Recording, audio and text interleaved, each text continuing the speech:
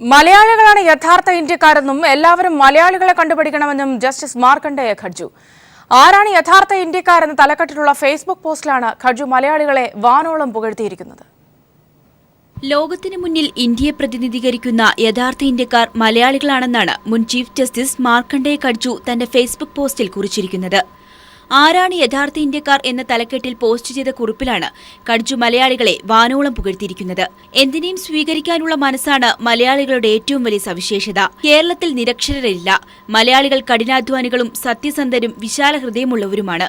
ജന്മം കൊണ്ട് താൻ കശ്മീരിയാണെന്നും മറ്റു സംസ്ഥാനങ്ങളുമായുള്ള ബന്ധം മൂലം അവയാണ് യഥാർത്ഥ ഇന്ത്യയുമെന്നുമാണ് അഭിപ്രായം. പക്ഷേ ഇതെല്ലാം വൈകാരികമായ വിലയിരുത്തൽ മാത്രമാണ്. വിശാലമായി പറഞ്ഞാൽ യഥാർത്ഥ ഇന്ത്യക്കാരെന്ന് വിളിക്കാവുന്നത് മലയാളികളെയാണ്. ഇന്ത്യക്കാരനുണ്ടായിരിക്കേണ്ട എല്ലാ ഗുണങ്ങളും മലയാളികൾക്കുണ്ട്. ലോകത്തിന്റെ ഏത് കോണിലും മലയാളികളെ കാണാൻ സാധിക്കുമെന്നും ഖഡ്ജു കുറിപ്പിൽ പറയുന്നു.